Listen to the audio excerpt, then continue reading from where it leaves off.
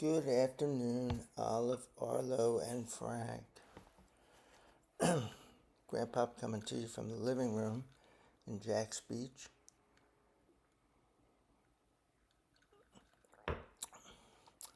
Getting ready tomorrow morning to have angioplasty done up in here.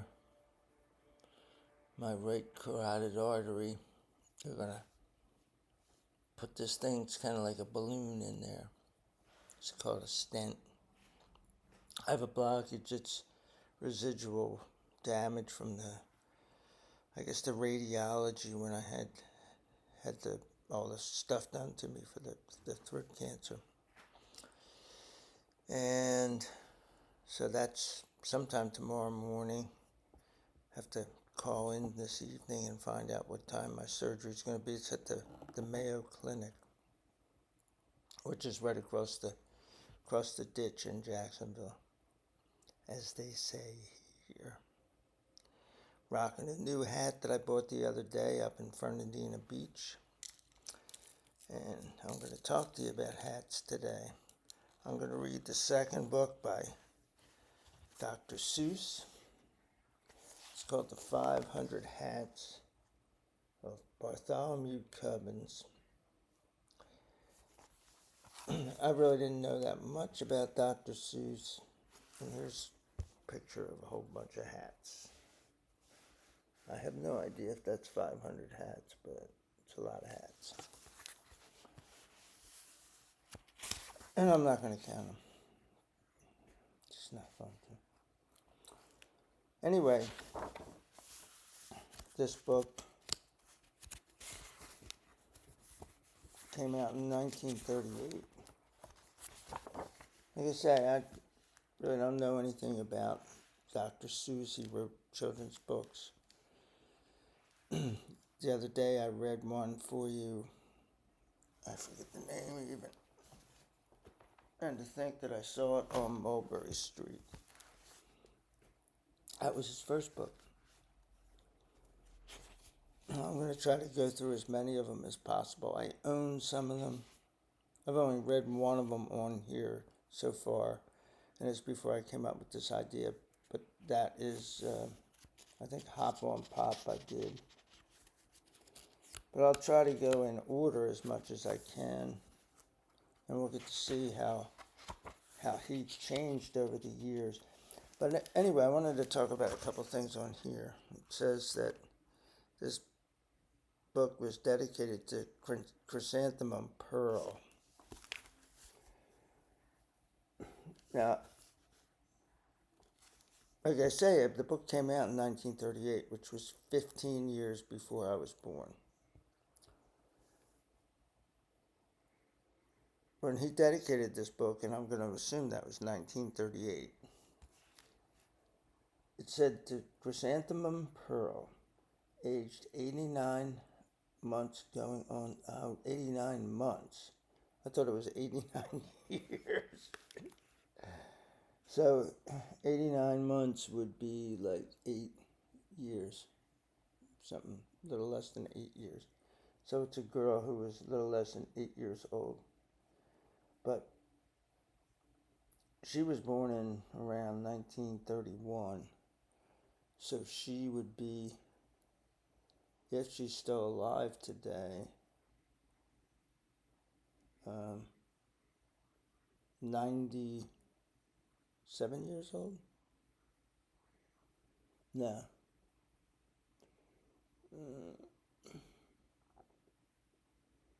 So she'd be 90 years old in 2030, or she'd be 100 years old. So she's 94 right now. Anyway, it doesn't really matter. It just shows that this is an old book. It was available. I don't think my mom bought them for me, but I remember that my brother had some. And if he watches any of these, he'll comment underneath on whether he did have them and whether they read them to him or whatever it was. But I recall seeing the books in the house. I'm thinking they were for him. Anyway, it says here in the beginning, Bartholomew Cubbins didn't have 500 hats. He had only one hat. It was an old one that had belonged to his father and his father's father before him. It was probably the oldest and plainest hat in the whole kingdom of Did, where Bartholomew Cubbins lived. But Bartholomew liked it, especially because the feather that always pointed straight up in the air. And here's a picture of the hat. So if you walk down the street in that hat today, people wouldn't think that it was plain at all. They'd be going like, oh, look at that kid rocking that hat. As a matter of fact, frankly, people pick a fight with you. People would just think it was cool if it was Arlo. And Olive, if you had it on, they would just think it was cute. They'd be like, oh, look, she's so adorable with that hat on. Now, I read this the other day. I don't usually pre-read these, because if I was reading these to you, if you said, Grandpa, read me a bedtime story, I would just, okay, well, grab one. So if you grab this book, I would read it to you. And I may be as surprised as you are about what's happening. In fact, if that, in that scenario, you probably had the book read to you before, that's why you picked it. And so I'd be surprised, but you would know what was going on. So I don't want this to be that different than that. But the other day I read this, and I found out after 51 minutes when I stopped the recording that it didn't record the sound, that I had the settings done wrong. So I've read this all the way through, and it's very interesting because it's about bureaucracy. It's not really just about some guy with a bunch of hats. It's about rich people and poor people and the powerful people and the people that are the wannabe powerful, and it's about bureaucrats, and there's just some funny characters in it. Now stories are made in books and on cartoons and shows and stuff like that for little kids to teach them how to do things. And they had some of that in the Dr. Seuss books. But back then, it also was made to entertain the parents. Like when parents are watching, Arlo, you watch, or yet, I don't know if you do anymore, but you did watch something called Baby Bumps. And it's horrible. It sucks. But, and I'm sure your parents think it sucks, but they deal with it. Well, back during these times, they entertained both the child and the adult. So let's dig right in. The kingdom of Did was ruled by King Derwin. His palace stood on the top of the mountain. From his balcony, he looked down over the houses of all his subjects. First, over the spires of the noblemen's castles. So these are the very powerful. Across the broad roofs of the rich men's mansions. So this is the next level down. These are people that have a lot of power. They don't have as much power as these noblemen, but they have enough power to get a lot of money, and money equates to power. Then over the little houses of the town folks. So that's the next level down. They're the people who live in the town and they work for all these other people.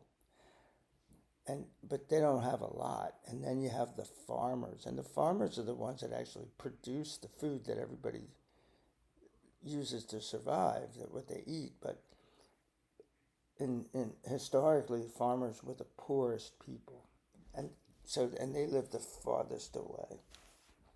It was a mighty view, and it made King Derwin feel mighty important.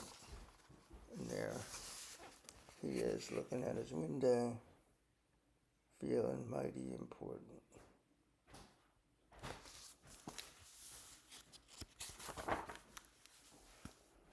Far off in the fields, on the edge of a cranberry bog, stood the hut of the Cubbins family. And I hear your grandmother upstairs. From the small door Bartholomew looked across the huts of the farmers to the houses of the townsfolk, then to the rich men's mansions, and the noblemen's castles, up to the great towering palace of the king. It was exactly the same view that King Derwin saw from his balcony, but Bartholomew saw it backwards. So the king's looking down, and Bartholomew's looking up. It was a mighty view, but it made Bartholomew Cubbins feel mighty small. And so let's take a look. And there it is. So there's Bartholomew, and you'll see that it's all done in charcoal, black and white, except the hat's always going to be red. And there's the castle at the top of that mountain. And if you look real close, you can probably see the king looking out. And there's Bartholomew looking up.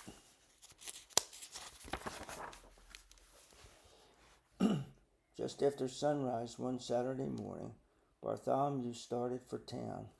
He felt very happy. A pleasant breeze whistled through the feather in his hat. In his right hand, he carried a basket of cranberries to sell at the market. He was anxious to sell them quickly and bring the money back home to his parents. He walked faster and faster till he got to the gates of the town.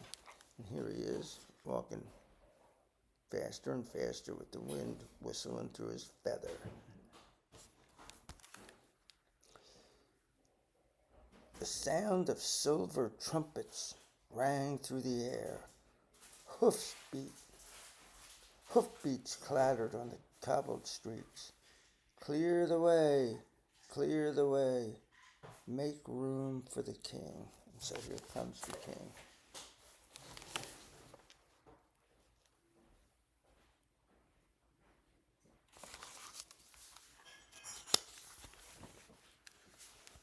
All the people rushed for the sidewalks. They drove their carts right up over the curbstones. Bartholomew clutched his basket tighter. Around the corner dashed 50 trumpeters on yellow-robed horses. Behind them, on crimson-robed horses, came the king's own guards. Hats off to the king. So that's what you would do. You would take your hat off and you'd bow down when the king went past. We don't live in a society like that. We don't bow down to anybody. And if you do, shame on you.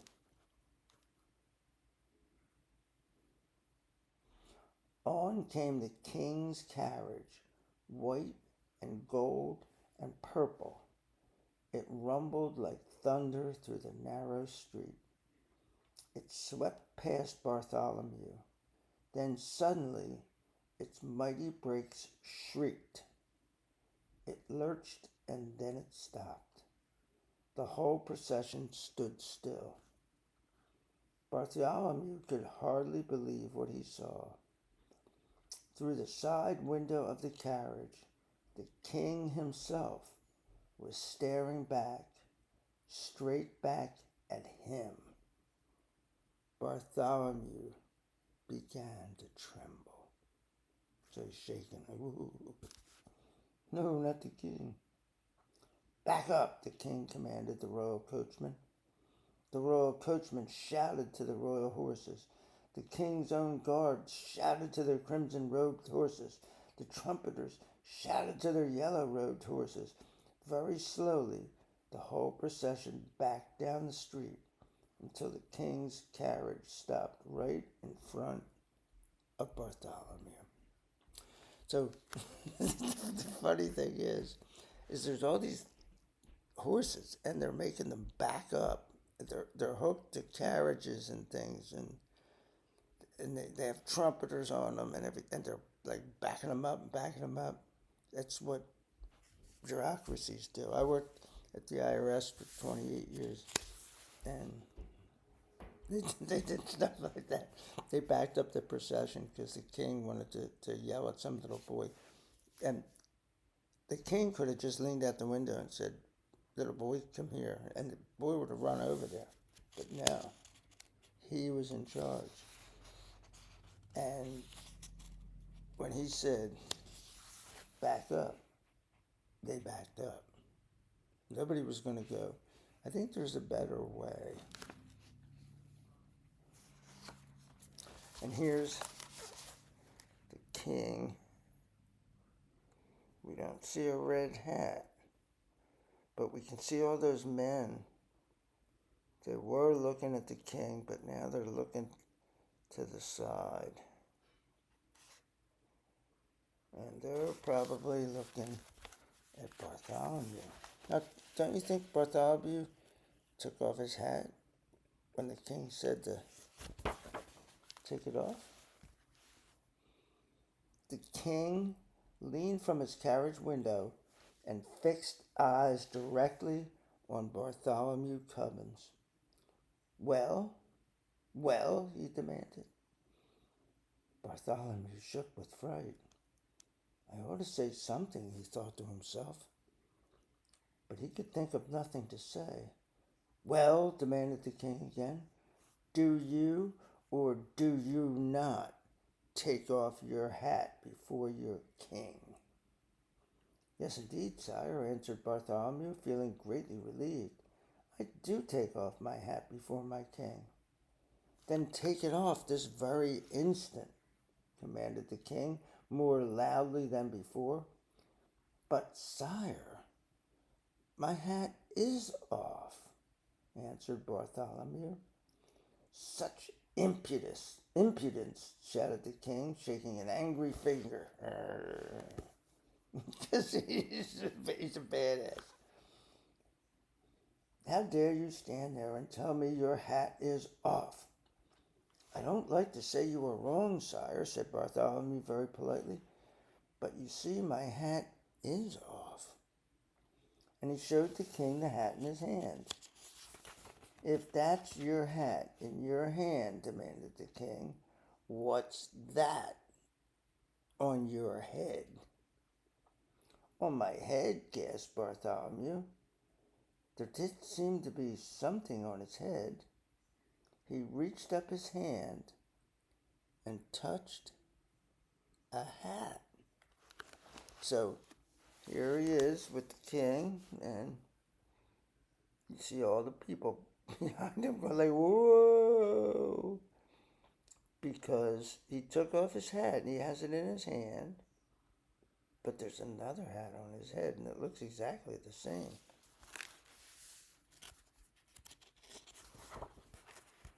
Don't try this trick at home.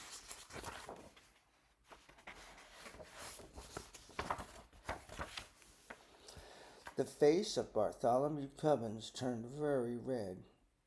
"It's a hat, sire," he stammered, "but it can't be mine. Someone behind me must have put it on my head." "I don't care how it got there," said the king. "You take it off." And the king sat back down in his carriage. Bartholomew quickly snatched off the hat. What do you think's going to happen here? He stared at it in astonishment. It was exactly the same as his own hat, the same size, the same color, and it had exactly the same feather. "By the crown of my fathers," roared the king, again leaning out of the carriage window, "did I or did I not command you to take off your hat?"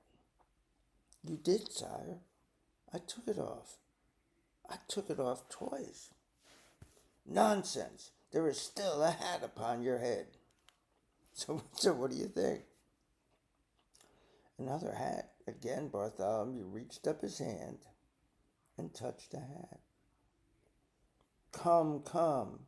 What is the meaning of all this?" demanded the king, his face purple with rage.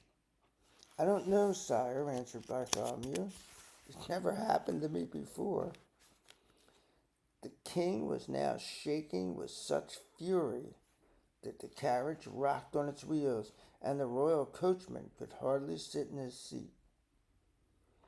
Arrest this impudent trickster, shouted the king to the captain of the king's own guards.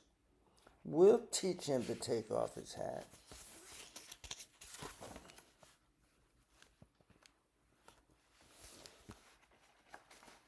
The royal coachman cracked his long whip.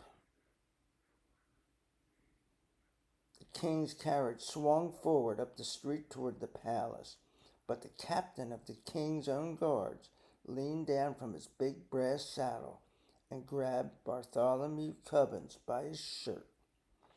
Away flew Bartholomew's basket. The cranberries bounced all over the cobblestones and rolled down into the gutter. And if you remember, he was going to town to sell these cranberries. And he was from a poor family, so now they're probably not going to eat because he couldn't sell his cranberries. With a jangling of spurs and a clatter of horseshoes, the captain and Bartholomew sped up the winding street toward the palace. Out on the narrow streets, on up the hill, Bartholomew clung to the captain's broad back. On and on they galloped, past the bright gardens of the wealthy merchants. So now they're going up the hill, so they're going past the rich people, and then they'll go past the barons and higher up the mountain, on past the walls of the noblemen's castles. And here he is, grabbing little Bart. See the red hat? So you always know where Bartholomew is because there's at least one red hat there.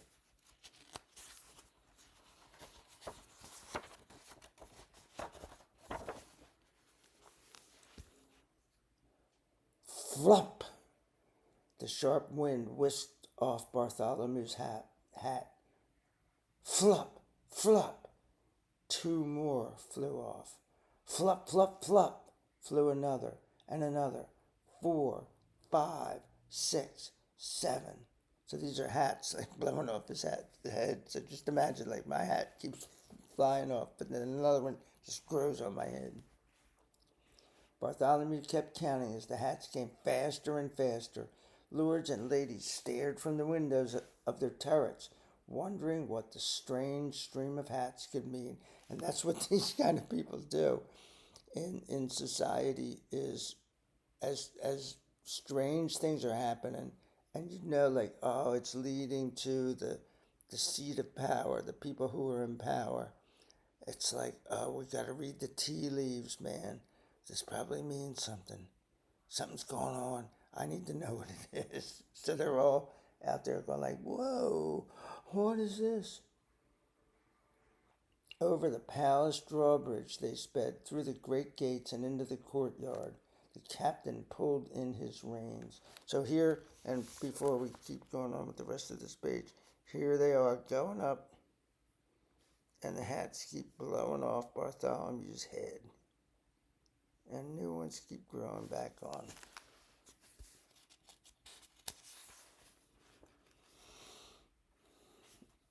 His Majesty waits in the throne room, said a guard, saluting the captain. The throne room! The captain dropped Bartholomew to the ground. I'd certainly hate to be in your shoes, he said, shaking his head sadly.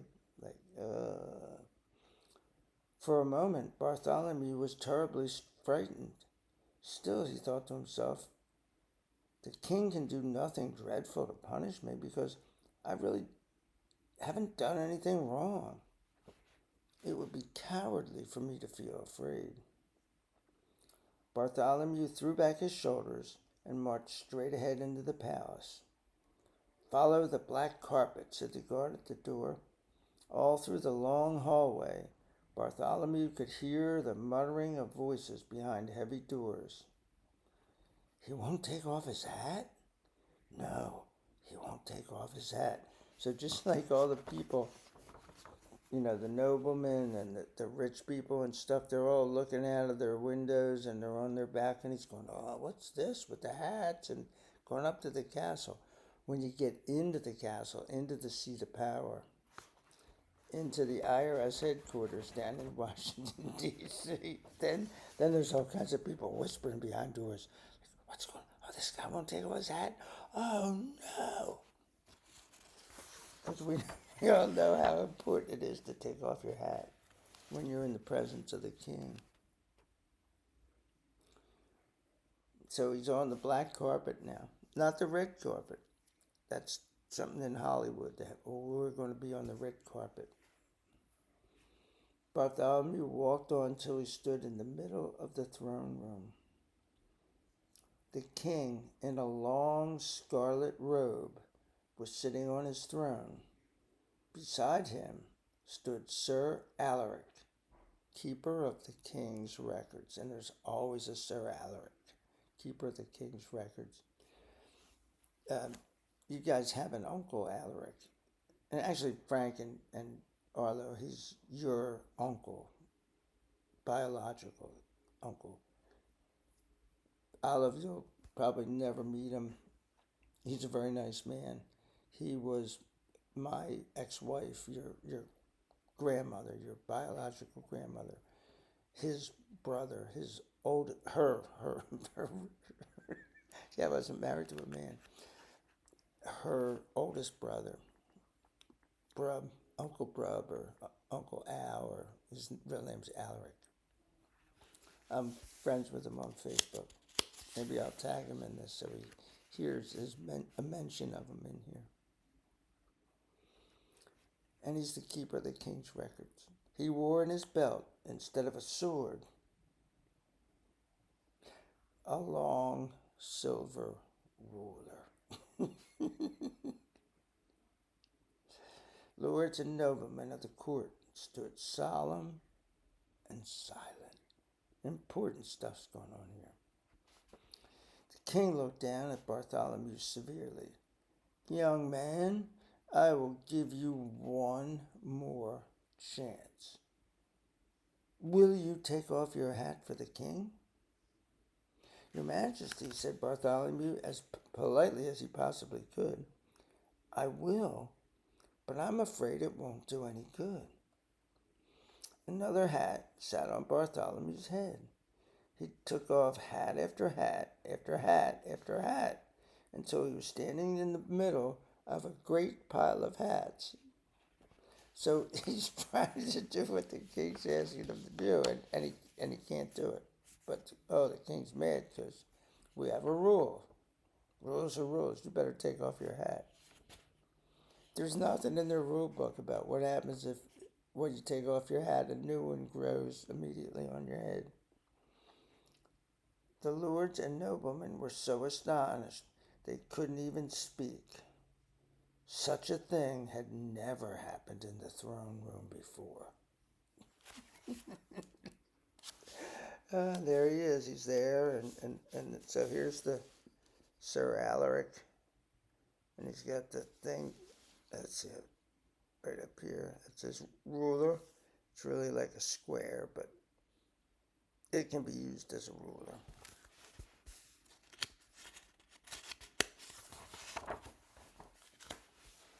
Heaven, sighed Sir Alaric, keeper of the records, blinking behind his triangular spectacles. He's taken off 45. So he's what they call a bean counter. He's an accountant. He's counting beans.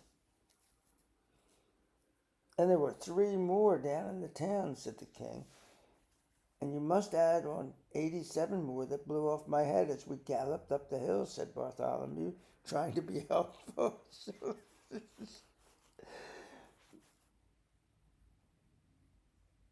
135 hats.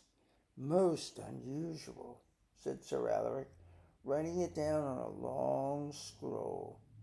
And here, Sir Alaric, and you can see let's see if it'll stay in focus. See his triangular spectacles, his glasses. He's standing there and he's like writing down how many he's counting. 1, 2, 3, 4. And he's up to 135 hats. Come, come, said the king impatiently. Sir Alaric, what do you make of all this nonsense? It is nonsense. Very serious nonsense, your majesty, answered Sir Alaric. I advise you to call in an expert on hats. Because that's the next thing in the bureaucracy they do. They start calling in quote-unquote experts. Excellent, agreed the king. Ho, guard, fetch in Sir Snips, maker of hats for all the fine lords.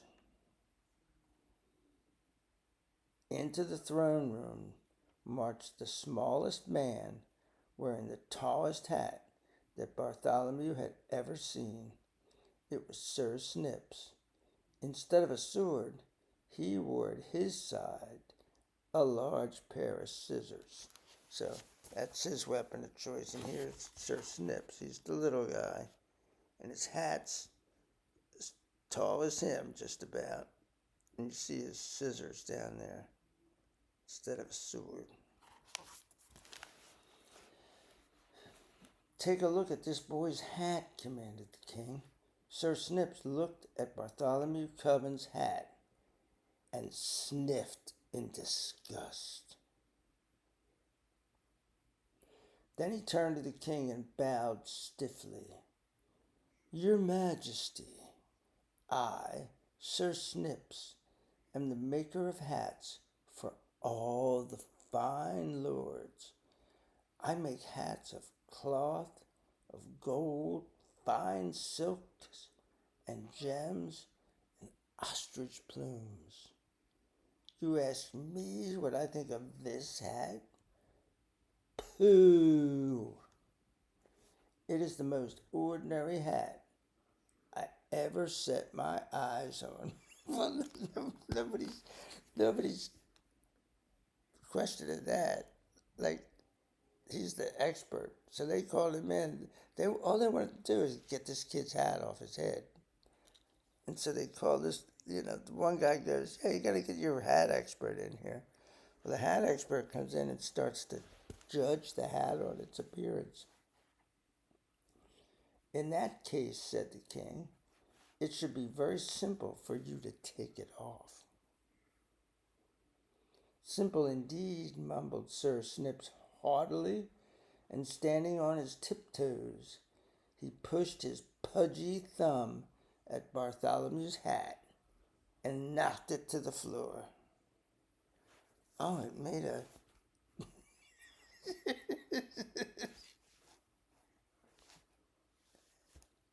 I wouldn't do it again. That was pretty awesome. It just does these emojis.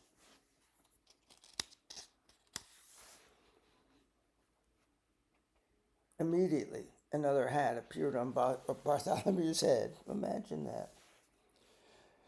Screebies! Screamed Sir Snips, leaping in the air higher than he was tall. Then he turned and ran shrieking out of the throne room. And here he goes. Screebies! I have no idea what screebies means, but it's where the hat expert screams. Dear me, said the king, looking very puzzled. If Snips can't do it, this must be more than an ordinary hat. So he hasn't figured out yet that this thing's, just now we're up to almost 140 hats, that if this thing can regenerate itself on this kid's head, that yeah, it's more than an ordinary hat. Trust me, you will never have a hat. Any of the three of you will ever have a hat that regenerates itself every time you take it off. Never, never, ever, ever.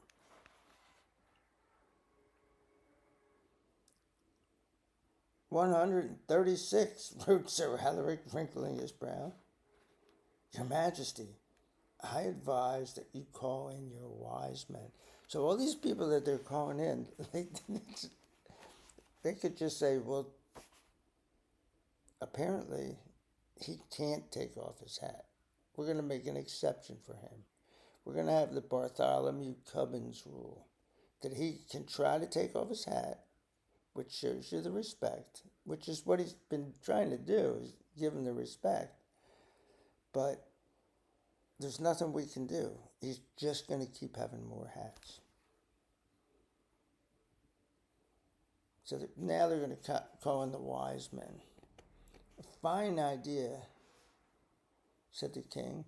Ho, guard, bring me Nad. Nad knows about everything in all my kingdom.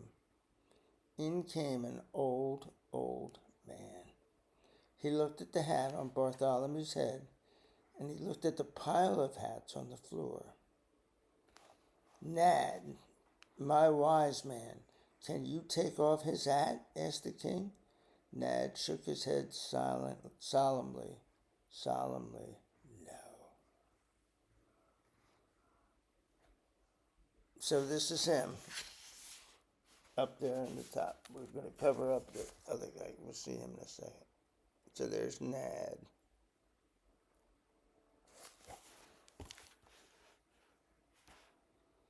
Then fetch me the father of Nad, commanded the king. He knows about everything in all my kingdom and in all the world beyond. In came an even older man. But when he looked at Bartholomew's hats, the father of Nad merely locked his fingers across his beard and said nothing. And there he is at the bottom, the father of Nad, with his fingers locked across his beard, and this thing won't focus.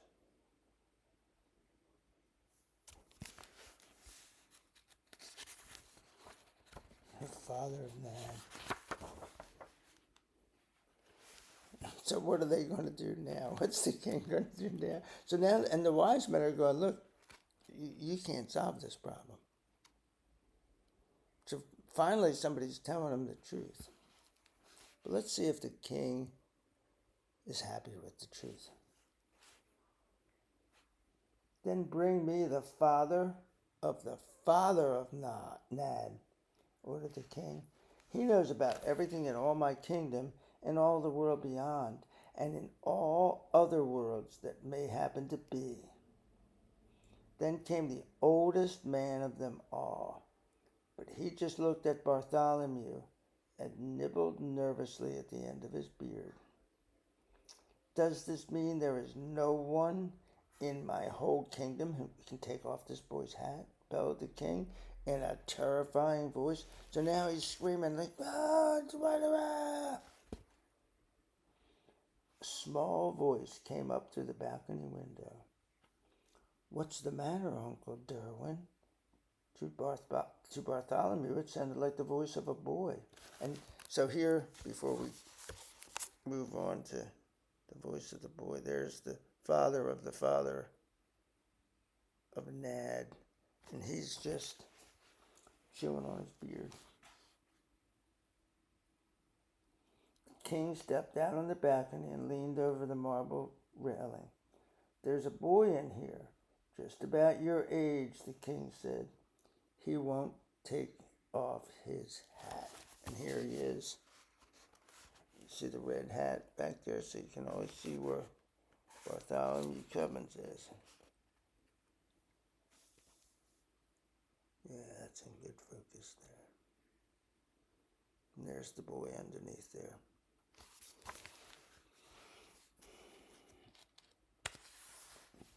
Bartholomew tipped up behind the king and looked down. There stood a boy with a big lace collar, a very proud little boy with his nose in the air.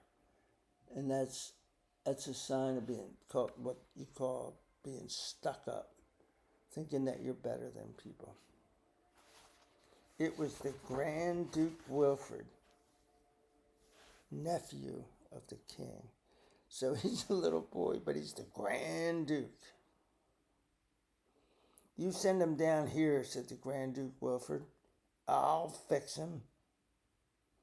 The king thought for a minute, pushed back his crown, and scratched his head. Well, maybe you can. There's no harm in trying. Take him to the Grand Duke Wilfrid, commanded the king, and two of the king's own guards led Bartholomew out of the throne room. Little water break here.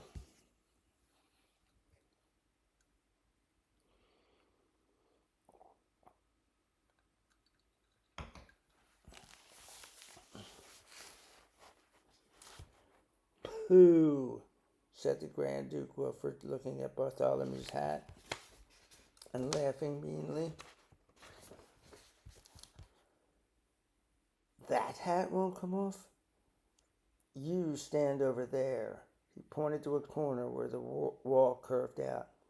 I need a little target practice with my bow and arrow. And so let's take a look at that. So here, he's got his bow and arrow, and he's got a pretty cool hat on.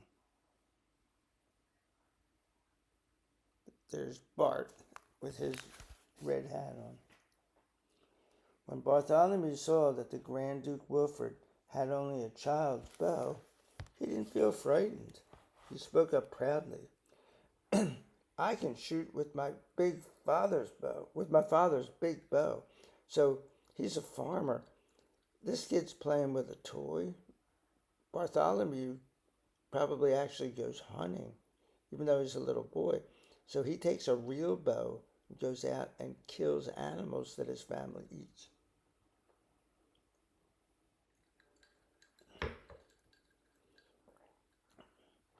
My bow's plenty big enough for shooting hats, especially hats like yours, answered Wilfrid. And he let fly an arrow. Zzz! It grazed Bartholomew's forehead and nipped off his hat. Away it blew and over the parapet. So they're up on a tall part of the castle.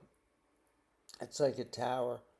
And parapets are these round places, and soldiers would stand at the top and shoot arrows down.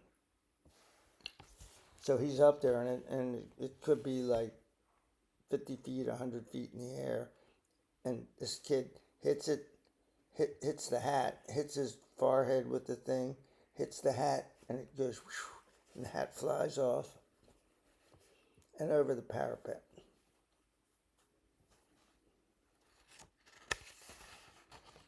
But another hat appeared on his head. Zzz, zzz, zzz. So each zzz is him shooting an arrow at it. The arrows flew till the Grand Duke's whole bag full of arrows was gone.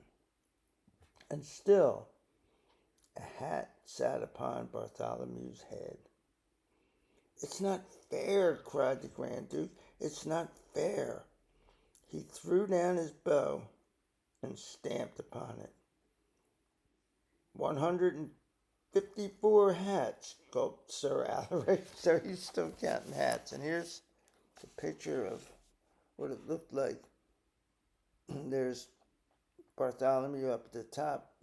Arrows are going into the hats. They're staying in the hats. And then you see the hats fluttering down towards the ground.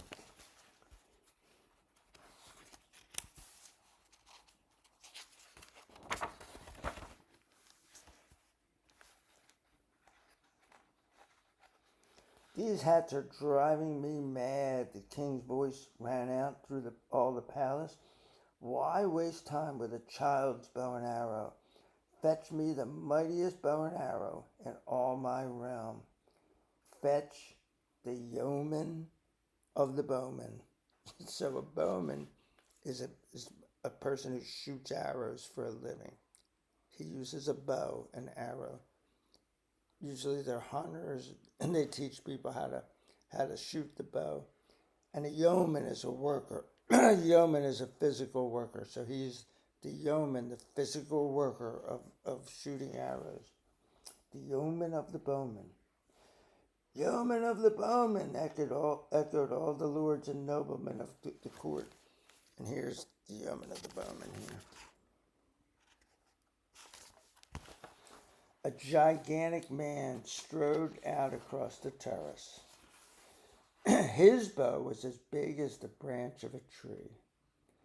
The arrow was twice as long as Bartholomew and thicker than his wrist.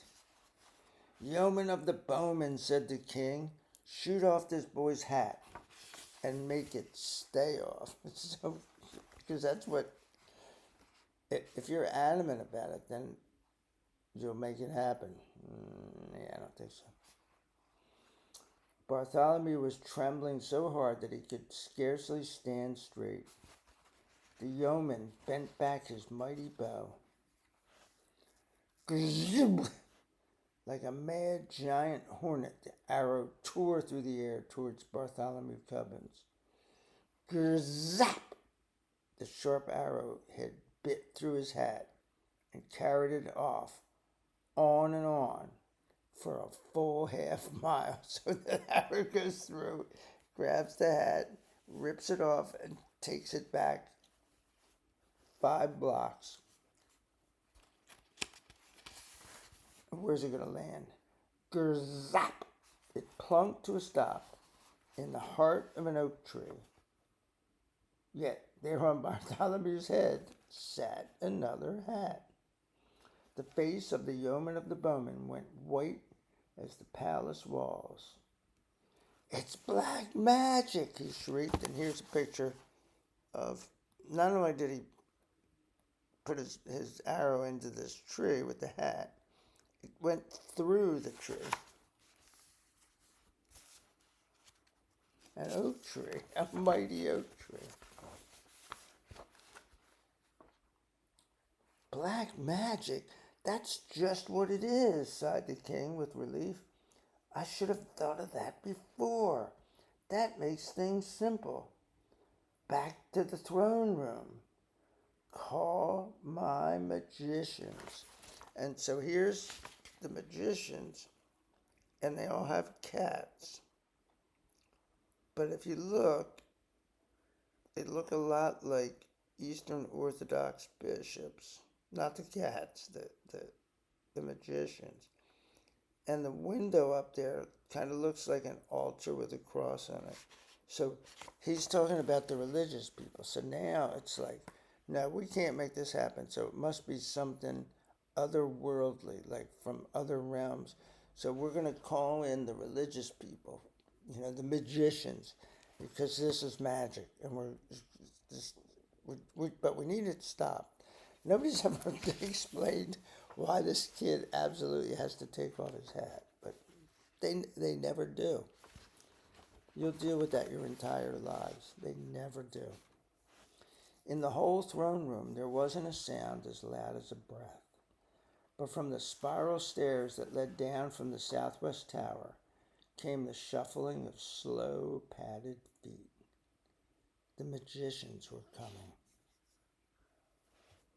Low and slow, just like cooking a brisket. Low and slow.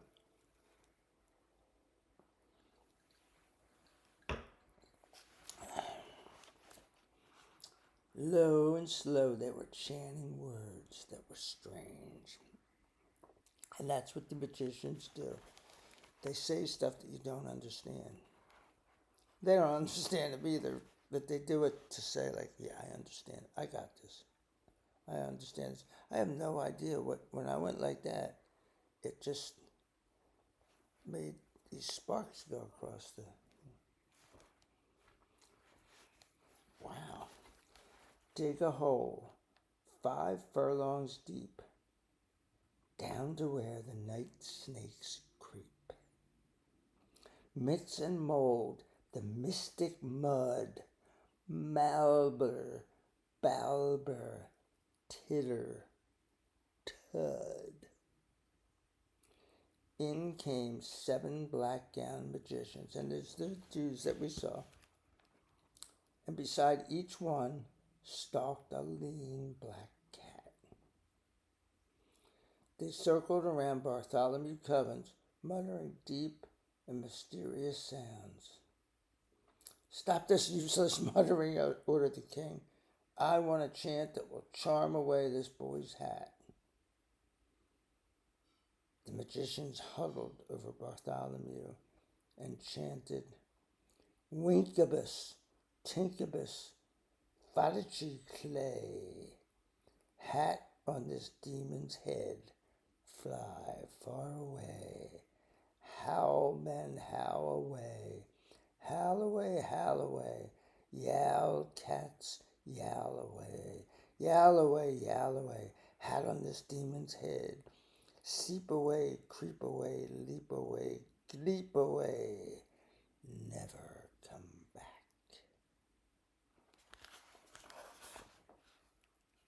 A mighty good chant, said the king, looking very pleased. Are you sure it will work? All the magicians nodded together.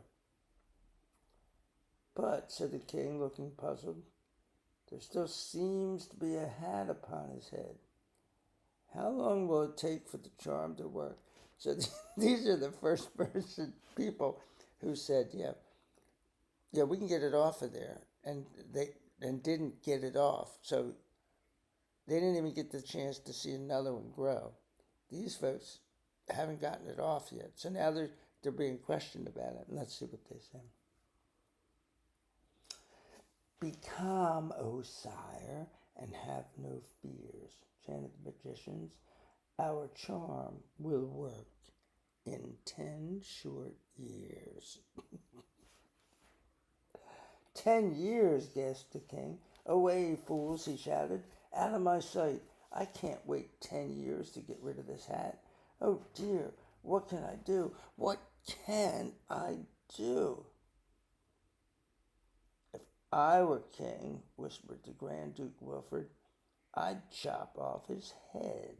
And here's the Grand Duke Wilfred whispering in the king's ear. I know what I would do, king. I would chop off his head. And the Grand Duke is his nephew. So if he has a son, the son's going to become the king. But if he doesn't have a son, this kid may be the eventual king. So in situations where there wasn't an outright successor to the king, people would either start to kill each other to eliminate their foes and to become the king eventually, or they would, kiss up to the king. Like, oh yeah, uncle, I know, yeah. I know what I would do here. Yeah, I'd just chop off his head. And some little boy I wonder if he'd chop off his head, if his head will grow back. Hopefully we're not going to find out. I could do a spoiler alert because I know the end of it. But I'll just leave it right there. I hope we don't find out if they chop off his head, if it grows back. A dreadful thought, said the king, biting his lip. But I'm afraid I'll have to do it. So this is horrible. We're going to kill this little boy. Because every time he takes off his hat, a new hat grows on his head. So, that would be horrible to chop off his head, but I have to get his hat off. So, I guess we'll do it. Yeah, let's do it. It's so much like the adult world. Tell him, Frankie.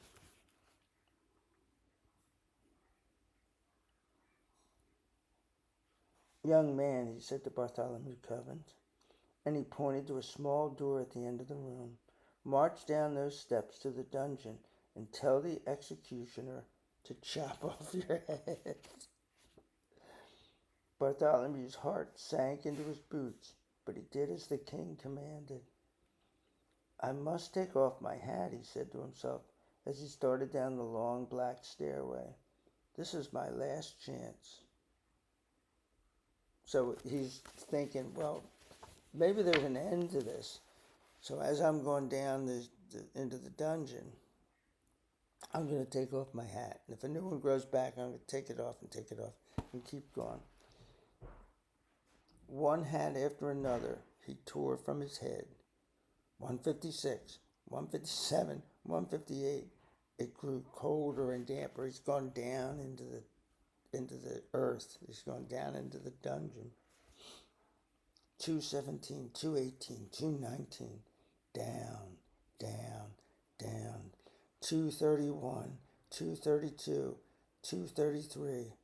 It seemed to Bartholomew he must be in the very heart of the mountain. "Who's there?" a voice said from the blackness. Bartholomew turned a corner and stepped into the dungeon. The executioner was whistling and swinging his axe idly because at the moment he had nothing to do. And you would think that that's not his only job. They can't have that many people, that this dude would have a full-time job of chopping people's heads off. Like, people in the modern society who are executioners, now they use an electric chair, and it doesn't happen very often.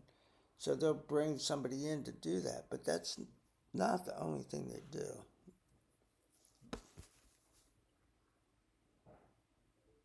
In spite of his business, he really seemed to be a very pleasant man. "The king says you must chop off my head," said Bartholomew. "Oh, I'd hate to," said the executioner, looking at him with a friendly smile. "You seem like such a nice boy." "Well, the king says you have to," said Bartholomew. "So please get it over with." "All right," sighed the executioner. "But first, you've got to take off your hat." "Why?" asked Bartholomew. "I don't know," said the executioner, but it's one of the rules. So here we go. Now there's got the same rule. You got to take off your hat for the king. Got to take off your hat to have your head chopped off. "I can't execute anyone with his hat on." "All right," said Bartholomew. "You take it off for me." The executioner leaned across the chopping block and flipped off Bartholomew's hat. "What's this?" he gasped, blinking through the holes in his mask, as another hat sat on Bartholomew's head. He flipped this one off, then another, then another, and here he goes. He's pushing the hats off his head.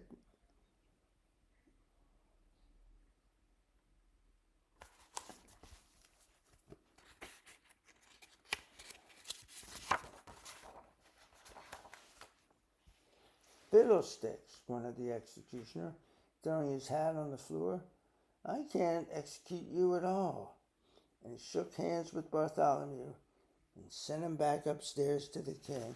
And here he is. He's kind of a lovable executioner guy. Chops people's heads off for a living. Trust me, you don't want to say, "Yeah, when I grow up, I want to be an executioner." The king had been taking a nap on the throne. "What are you doing back here?" he said to Bartholomew, angry at being awakened. "I'm sorry, Your Majesty," explained Bartholomew. "My head can't come off with my hat on. It's against the rules." "So it can't," said the king, leaning back wearily. "Now, how many hats does that make altogether?" The executioner knocked off 13. "And I left 178 more on the dungeon steps," answered Bartholomew's. 346 hats, mumbled Sir Alaric from behind his scroll. So as this is going on, Alaric's like, "Yeah, we're going to know how many hats." "Uncle Derwin," yawned the Grand Duke Wilfrid. "I suppose I'll have to do away with him. Send him up to the highest turret, and I, in person, will push him off." So this is like a parapet. So, it's a high place on the castle.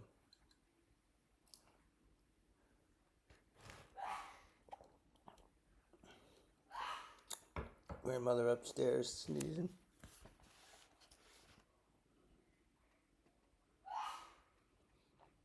"Wilfrid, I'm surprised at you," said the king. "But I guess it's a good idea." So he was like, oh, we shouldn't chop his head off, but yeah, we have to. So now he's going, oh, that's horrible that you want to push him off like 100 feet, falling to his death, but yeah, we got to, because we got to figure out how to get his head off.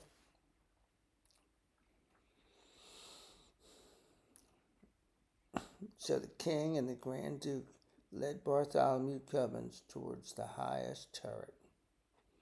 Up and up and up the turret stairs he climbed behind them. This is my very last chance, thought Bartholomew. He snatched off his hat. 347, snatched off another. Pulled and he tore and he flung them behind him. 398, 399. His arms ached from pulling off hats, but still the hats came. Bartholomew climbed on. 448, 449, 450, counted Sir Alaric, puffing up the stairs behind him.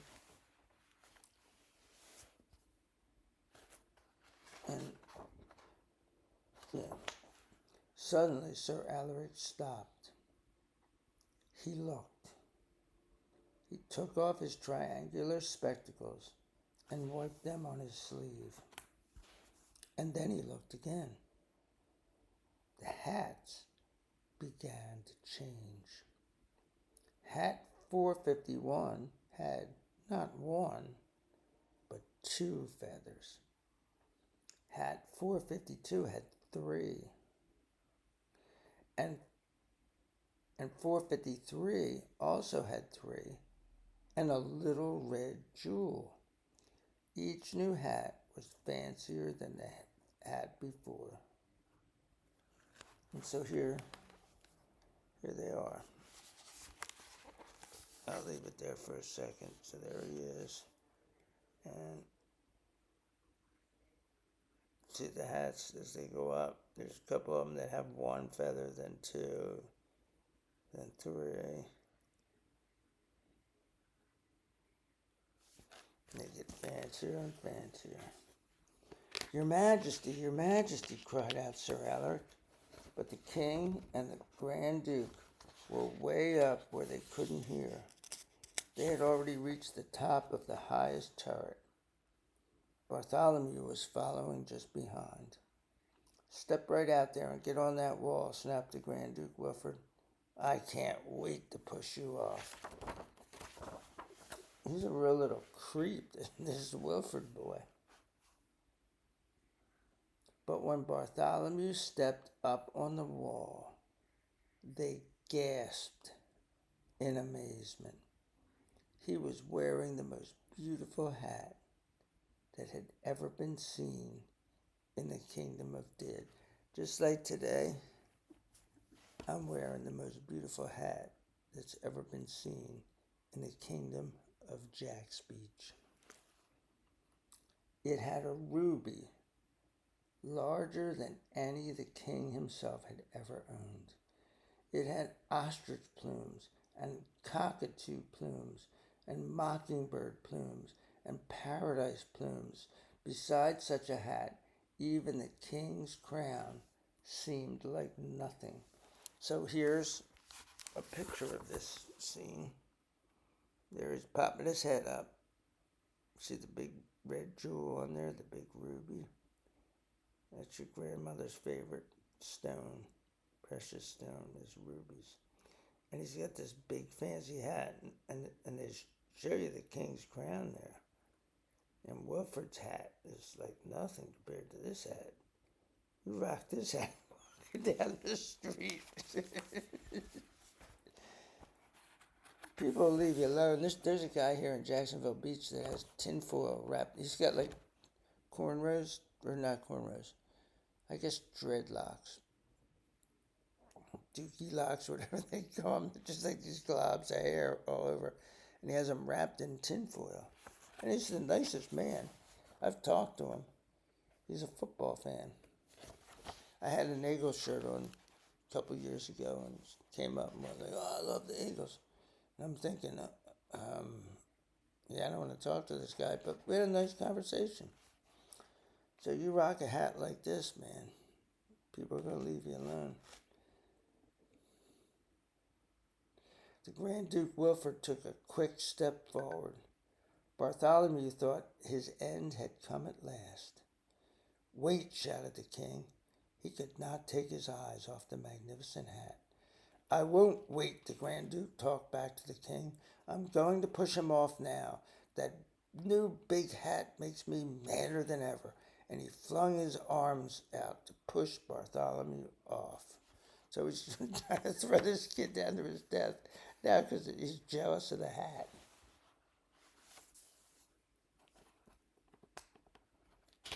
And here's that scene. He's rocking that hat.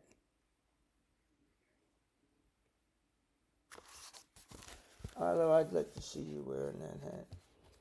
You're 4 years old. That's just the right age to be rocking a hat like this, going into your day school on that mountain that you go. But the king was quicker than Wilfred. He grabbed him by the back of his fine lace collar. This is to teach you, His Majesty said sternly, that Grand Dukes never talk back to their king. So that's the thing, like he's been acting like a brat. This kid's been respectful, trying to take off his hat. So, but that's called nepotism. When you take care of your family, the powerful family members of the powerful become powerful, not because they have talent, because of their powerful family members. And he turned to Grand Duke Wilfred over his knee and spanked him soundly, right on the seat of his royal silk pants. So he got his butt spanked. And now, smiled the king, lifting Bartholomew down from the wall, it would be nice if you'd sell me that wonderful hat. $4.98, $4.99, broke in the tired voice of Sir Alaric, who had just arrived at the top of the steps. And that, he pointed to the hat on Bartholomew's head, makes exactly 500. 500, exclaimed the king. Will you sell it for 500 pieces of gold? Anything you say, sire, answered Bartholomew. You see, I've never sold one before. If you remember, he was bringing a little box of cranberries with him that he could carry in his hand. The king's hands trembled with joy as he reached out for the hat. Slowly, slowly, Bartholomew felt the weight of the great hat lifting from his head. He held his breath. Then suddenly, he felt the cool evening breezes blowing through his hair. So this is something he hasn't felt in a while. His face broke into a happy smile. The head of Bartholomew Cubbins was bare. Look, Your Majesty, look, he shouted to the king. No, you look at me, answered the king, and he put on the great hat right over his crown. Arm in arm, the king and Bartholomew went down to the counting room to count out the gold. Then the king sent Bartholomew home to his parents. No basket on his arm, no hat on his head, but with 500 pieces of gold in a bag. And here he is, strutting down the street with Bart, rocking his new hat. And the king commanded that the hat he had bought, with all the other hats too, so he's keeping all 500 hats. And I think that includes the first, that includes the first one.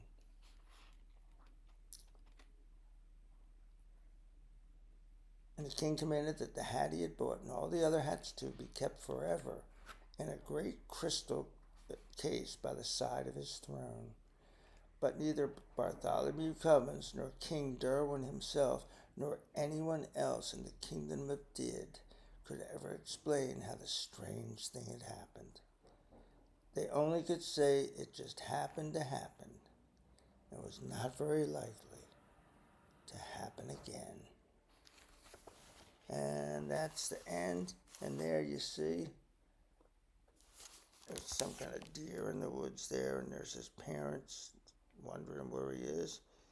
And somehow this little boy can carry 500 pieces of gold in a big sack like that.